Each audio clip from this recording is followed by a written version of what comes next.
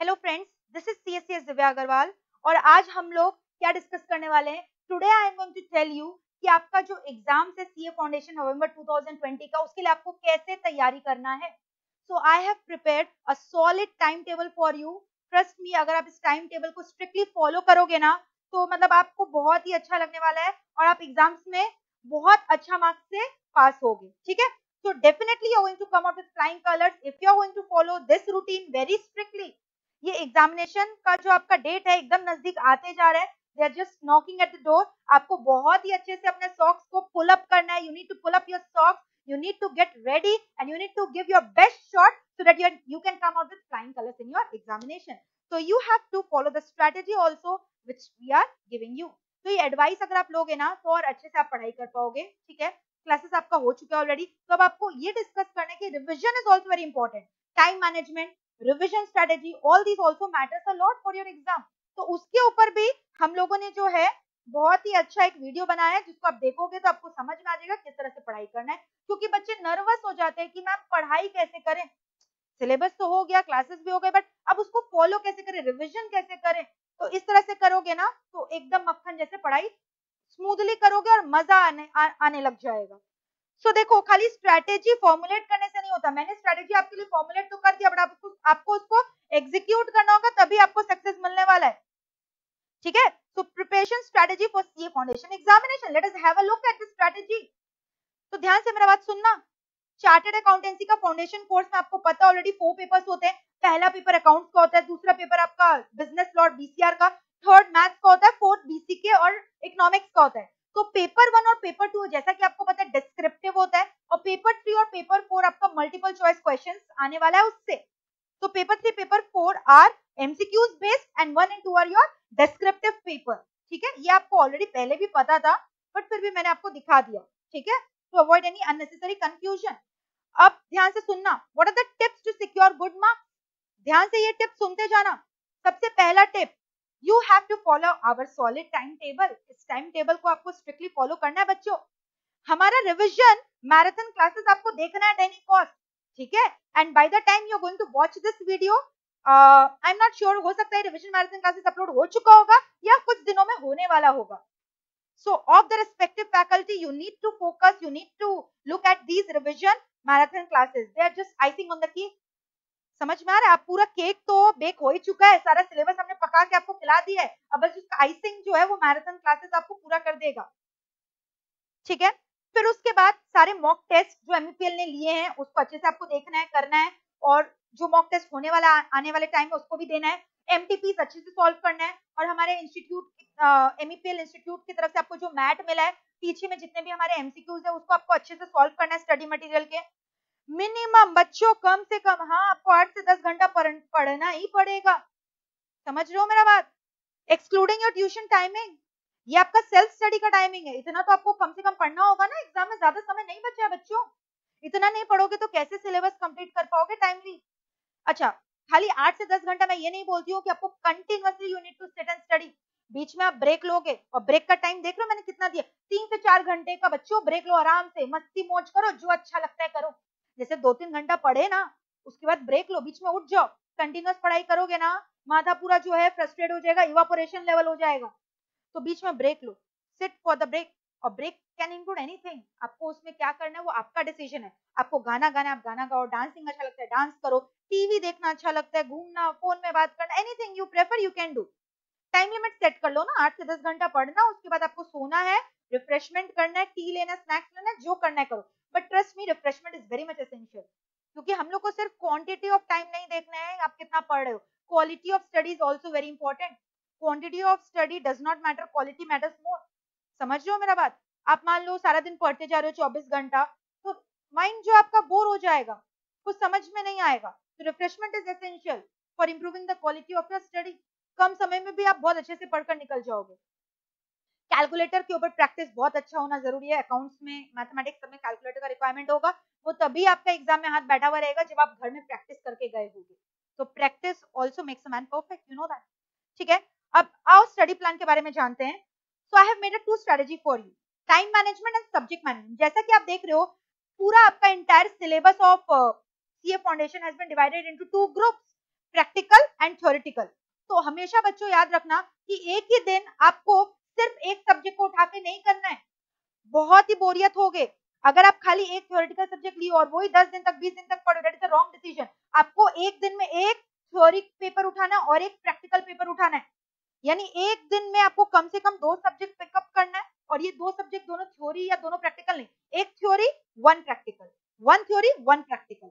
Okay, so always there should be a combination of 1 theoretical subject 1 practical. आप अपने पूरे day को divide कर लो, जैसे बहुत बच्चों को होता है कि सुबह उठ के अच्छा लर्निंग होता है, तो सुबह थ्योरी कर लो, शाम और रात के टाइम में आप प्रैक्टिकल सिलेक्ट कर लो, या वाइस वर्सा। बच्चों को अगर मॉर्निंग में प्रैक्टिकल अच्छा लगता है तो आप प्रैक्टिकल मॉर्निंग में करो और इवनिंग शिफ्ट में आप थ्योरी पेपर करो। अब जैसा कि आप देख रहे हो प्रैक्टिकल में मैंने क्या क्या इंक्लूड किया है, अकाउंट्स, मैथ्स, एलआर, स्टैट, ये आपके प्रैक्टिकल हो गए, और थ्योरी में हो गए business law, economics, BCK and BCR. क्या 8 सब्जेक्ट है मैम एग्जाम में? नहीं बच्चों, है 4 ही सब्जेक्ट। 8 सब्जेक्ट है लेकिन मार्क्स तो 400 मार्क्स ही है ना, मेरा बात समझो, 800 मार्क्स का नहीं है। each subject has got divisions ना, like if you talk about business economics and business and commercial knowledge, वो एक ही सब्जेक्ट है, 100 मार्क्स का डिवीजन दे दिया ना 2 ठो। तो ऑल दो बोलने में 8 सब्जेक्ट है बट मार्क्स डिस्ट्रीब्यूशन आपका 400 ही है। डर मत जाना ये 8 कहां से आ गया मैम, हम लोग तो 4 ही पढ़े थे, 4 ही है, आप लोग ये सारा पढ़े हो, है ना। जैसे कि लॉ के संग आपका बीसीआर है, समझ रहे हो मेरी बात, मैथ्स, एलआर और आपका स्टैट्स है एक सब, तो दैट्स इट। तो और ध्यान से सुनना, जैसे सपोज करो आपने आज टारगेट किया कि आज जो हम, for example you have selected law and accounts, आज हम लोग लॉ और अकाउंट्स पढ़ेंगे, लॉ थ्योरी पेपर है, अकाउंट्स प्रैक्टिकल पेपर है, बहुत मजा आ रहा है। 2 दिन 3 दिन तक आप लॉ और अकाउंट्स को कॉम्बिनेशन किए, 4th डे अभी लॉ का खाली 2 ही चैप्टर हुआ है, अब आप इकोनॉमिक्स पढ़ने चले गए, that is a wrong decision again. अगर आप एक बार 2 सब्जेक्ट को उठाए हो तो minimum it is your duty कि आप उसका 80% कंप्लीट करोगे, तभी दूसरे सब्जेक्ट को हाथ लगाओगे। तो अगर आपने टारगेट रखा है कि अकाउंट्स और लॉ को एक संग करोगे तो मिनिमम उसका 80% कंप्लीट करो, 10-12 दिन जितना भी लग रहा है उसको कंप्लीट करो, फिर दूसरे तीसरे सब्जेक्ट को हाथ लगाओ। समझ में आ रहा है मेरा बात? तो पहले लॉ और अकाउंट्स कंप्लीट किए, फिर दूसरा कॉम्बिनेशन सिलेक्ट करो, तीसरा कॉम्बिनेशन सिलेक्ट करो, I don't mind, but before selecting another combination make sure you have completed 80% of that combination which includes 1 practical 1 theory. देख रहे हो, जैसे मैंने लिखा है एग्जांपल, अगर आप एक अकाउंट्स और एक लॉ उठा रहे हो तो continue them for at least a week and minimum 80% you need to complete the syllabus and then you need to select the new combination. ठीक है, अब टाइम मैनेजमेंट में आओ, टोटल 24 घंटे हैं आपके पास, जिसमें से मैंने आपको 8 घंटा आपका सुकून और चैन का नींद के लिए दिया है। आप आराम से सो बच्चों, आप फाउंडेशन के बच्चे हो, फाइनल के नहीं हो, फाइनल के बच्चे उतना भी शायद नहीं सोते हैं, तो आप 8 घंटा आराम से सो, उसके अलावा 4 घंटा आराम से खाना पीना नाचना कूदना जो करना है करो, take your time for refreshment. तो 8 + 4 12 घंटा कंप्लीट, तो 12 घंटा में मस्तीबाजी खत्म, अब 12 घंटा प्रोडक्टिव आवर्स बचे हैं, उसमें जी तोड़कर मेहनत करके पढ़ाई करो। समझ रहे हो मेरा बात? तो 12 hours I am giving you for your sleep and for your refreshment, for your fooding time, for your eating time, for your relaxation. Remaining 12 hours you should utilize in your productive work, that is your studies. अब ये remaining 12 our में आप division कर लो, आपको 12 घंटे में 12 hours में theory paper भी पढ़ना है, प्रैक्टिकल भी, तो 6 घंटा थ्योरी पढ़ो, 6 घंटा प्रैक्टिकल करो। समझ रहे हो मेरा बात? क्लियर है? सो 24 आवर्स का डिवीजन आप समझ गए, ठीक है। तो चलो moving on to the next slide where we are going to discuss कि इंडिविजुअल सब्जेक्ट को आपको किस तरह से टाइम देना है। पहला सब्जेक्ट हम लोग का देखो लॉ, लॉ में अगर आप 10 दिन भी पढ़ोगे हो जाएगा, और मैंने बोला एक दिन में आपको 2 सब्जेक्ट पढ़ना है, तो लॉ और अकाउंट को कॉम्बिनेशन लिए, तो ये मत बोलना 10 + 12 मैम 22 डेज तो लॉ और अकाउंट में चला गया, नहीं बच्चों, आप लॉ के संग तो अकाउंट साथ में पढ़ रहे हो ना, आप एक ही दिन में 2 सब्जेक्ट पढ़ रहे हो, ये बात मत भूलो। तो लॉ, जैसे मान लो आपने पहला 10 दिन लॉ अकाउंट सिलेक्ट किया तो दोनों कवर हो जा रहा है ना, पहला 6 घंटा लॉ, बाद बाकी 6 घंटा अकाउंट। समझ रहे हो मेरा बात? तो लॉ के लिए मैंने क्या टिप्स दिया, अगर आप 10 दिन कंटिन्यूअसली लॉ 6 घंटा के लिए पढ़ोगे, आपका लॉ का एंटायर सिलेबस कवर होने वाला है, trust me. And also I have given you the marks weightage distribution कि एग्जाम में अकॉर्डिंग टू द प्रायोरिटी कौन सा चैप्टर इंपॉर्टेंट है, उस हिसाब से आप पढ़ाई कर लो ना। जैसे कॉन्ट्रैक्ट एक्ट, सिर्फ कॉन्ट्रैक्ट एक्ट इंडिविजुअल, उसमें से आपका 30% of the entire marks distribution on law आएगा। लॉ के संग बीसीआर भी है ना, लॉ का जितना मार्क्स का पेपर उसमें से 30% जो है आपका कॉन्ट्रैक्ट से आने वाला है। इंडियन पार्टनरशिप और सोगा मिला के 50%, companies act 15%, and less important is LLP act that is going to cover 50% of the total weightage of the law paper. समझ रहे हो मेरा बात? तो इस अकॉर्डिंग में इस सीरीज में सीक्वेंस में आप पढ़ाई कर लो जो इंपॉर्टेंट है। मैंने मार्क्स डिस्ट्रीब्यूशन भी बता दिया कि किस चैप्टर से कितना कितना मार्क्स का आने वाला है, इसी के बेसिस पे आपको इंस्टीट्यूट का एग्जाम्स में आपको क्वेश्चन पेपर देखने मिलेगा। फिर अकाउंटेंसी का बात करें, 12 दिन दो बच्चों अकाउंट्स को, एक दिन में 2 सब्जेक्ट कर रहे हो मत भूलना, तो 12 इंटू 6 आप 6 घंटा पढ़ रहे हो अकाउंट्स को, तो 72 hours more than enough to complete your entire syllabus on account. तो आप देख लो यहाँ पे, थ्योरी को ज्यादा इंपॉर्टेंस नहीं देना, उसमें लगभग जो है आपका 10 मार्क्स का पूछेगा, इंपॉर्टेंट तो है ही, 10 मार्क्स कम नहीं होता। BRS inventory depreciation accounting process से नियरली 20 मार्क्स का आता है। फिर उसके बाद non profit organisation, NPOs, partnership, final accounts 40 marks, company accounts 15 marks, others 15 marks. तो इस तरह से मैंने मार्क्स का वेटेज भी दे दिया है, so that will be rationally able to जज which chapter is more important, और उसको पहले कंप्लीट करके रख दो, so you get tension free. जैसे फाइनल अकाउंट्स 40 मार्क्स, तो उसको पहले कर लो, थ्योरी लास्ट के लिए रख सकते हो। फिर मैथ्स में आ जाओ, मैथ्स ये खाली मैथ्स के बारे में बात कर रहे हैं, एलआर और स्टैट्स का अलग से मैंने डिस्ट्रीब्यूशन दिया है, तो मैथ्स आप 10 दिन करोगे। तो मैम एक बात बताइए, 10 दिन लॉ, 12 दिन अकाउंट, 10 दिन मैथ्स, 8 दिन स्टैट्स का टाइम कहाँ है? अरे बच्चों मत भूलो, एक दिन में आप 2 सब्जेक्ट कर रहे हो। ऑलराइट, तो देखो मैथ्स जो है ध्यान से देखना, 10 डेज आप करोगे, 6 घंटा लेकर बैठोगे, 60 hours is more than enough. Ratio, indices, logarithm, equation and matrices, linear inequality will be covering your 30% of the entire weightage on maths marks. Time value 35%, perm com सब मिला के, calculus, sets, relation and function मिला के 35%। ठीक है, stats 8 दिन दोगे चलेगा, मोर देन एनफ। स्टैट्स का सिलेबस थोड़ा मैथ्स से कम है, इसलिए 8 दिन दोगे चलेगा, 8 into 6 48 hours. Chapter 14 and 15 will be covering 40% of the marks, 16, 17, 18, 19 60% of the marks। Clear है? चलो अब रिमेनिंग सब्जेक्ट्स का डिस्कशन कर ले। एलआर लॉजिकल रीजनिंग में 4 दिन बहुत ज्यादा है, 20 मार्क्स का है ना, तो 9, 10, 11 में आप लगभग समझ लो 14 मार्क्स का आ गया, और 12, 13 से मिलाकर आ गया मान लो रिमेनिंग 6 मार्क्स का आ गया।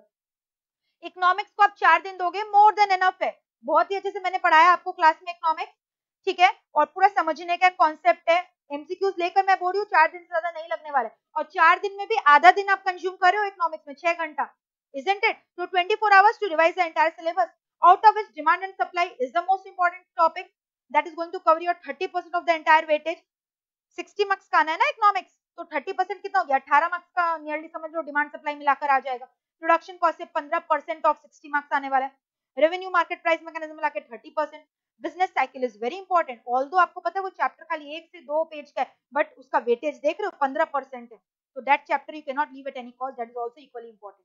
ठीक है, बाद बाकी जो चैप्टर 1 है introduction, nature and scope of business economics, उससे लगभग आ जाएगा आपका मान लो 6 मार्क्स का, 5-6 मार्क्स का, 10% है, 10 मार्क्स नहीं, कंफ्यूज मत होना, वेटेज है वो। फिर बीसीके आपको इतना अच्छे से क्लास में करवाया हुआ है, टोटल 6 चैप्टर्स है बीसीके में, if I am correct, all the chapters are equally important, सारे चैप्टर से इक्वली पूछते हैं इंस्टीट्यूट ने पूछा और पूछता रहेगा। 40 marks 6 chapters, out of that I will tell chapter 3 को मैं 1 पॉइंट एक्स्ट्रा दूंगी, उससे 2-3 क्वेश्चन एक्स्ट्रा आता है क्योंकि वो लेंदी भी है। तो देखो मैंने टाइम अलॉटमेंट क्या दिया बीसीके का, 6 दिन दिया है, और 6 घंटा एक दिन में आप बीसीके करो, don't you think that is more than enough? एक चैप्टर को आपको 6 घंटा लगना है। ओरिजिनली जी भी जब क्लास में किए थे तब भी इतना टाइम नहीं लगा था लर्निंग में, फर्स्ट टाइम लर्निंग में, क्योंकि क्लास में इतना अच्छे से इसको लर्न करवा दिया गया था, पीपीटी में हम लोग याद है किए थे इतना अट्रैक्टिव फॉर्म में, तो नहीं लगना है, बट फिर भी आपको इतना टाइम दिया मैंने, तो आप 6 दिन लेकर बैठोगे, 6 चैप्टर है, एक दिन में भी आप एक चैप्टर पकड़ोगे, आराम से होगा, हंसते खेलते होगा बीसीके। फिर बीसीआर में 4 दिन इज मोर देन एनफ, ठीक है, 6 घंटा करके दोगे, you can see the marks weightage distribution. Communication 15, communication is important, 15% is going to cover, vocabulary 20%, comprehension 20%, chapter 6, 7, 8, 9 जो आपका 35%, remaining others 10%। So this was the main strategy, main time table. इसके अलावा आपको एग्जाम्स में जब 2 हफ्ते बचे हैं उसके पहले आपको किस तरह तैयारी करना है, समझ में इतना समय है, हाँ है, इसको करने के बाद आपको सेकंड टाइम रिवीजन भी तो करना है, तो this is the last 2 week revision tip. उसके लिए आपको क्या करना है, ध्यान से सुनना। So I have just given you the schedule in accordance with the paper. जैसे सबसे लास्ट में इकोनॉमिक्स है ना, तो जब एग्जाम में 2 हफ्ते बचे हैं, तो एग्जाम का जब 2 हफ्ता पहले का बात हो रहा है, तो उसका पहला 3 दिन आप इको बीसीके कंप्लीट करके नक्की कर दो।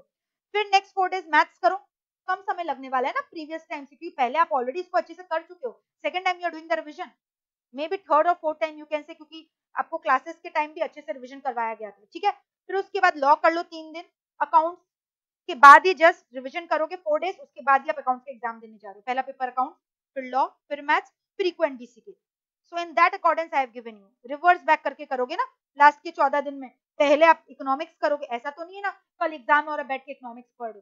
तो इकोनॉमिक्स जो 14 दिन बचा है उसमें पहले इकोनॉमिक्स करके नक्की करो, बीसीके करके, उसके बाद मैथ्स करो, उसके बाद 3 दिन लॉ को दो, 4 दिन अकाउंट्स को दो, मोर देन एनफ। सॉलिड प्रिपरेशन होने वाला है, सॉलिड। समझ में आ रहा है? और इसी तरह से जैसे फोटो में देख रहे हो लड़की कितने हंसते खेलते एग्जाम दे रही है, आप इस तरह से अगर स्ट्रेटेजी फॉलो करके पढ़ाई करोगे ना, इसी तरह से ट्रस्ट मी आप हंसते खेलते एग्जाम दे पाओगे और इतना ही सुंदर से आप एग्जाम में बैठोगे आराम से टेंशन फ्री होके, अगर आप ये रूटीन को स्ट्रिक्टली फॉलो कर रहे हो। ठीक है, तो हम लोग का 3-4 बार रिविजन भी हो जाएगा और इतना ब्यूटीफुल स्माइल के संग हम लोग एग्जाम देंगे and we are going to come out with flying colours. So follow the strategy, all the very best. Okay, bye bye.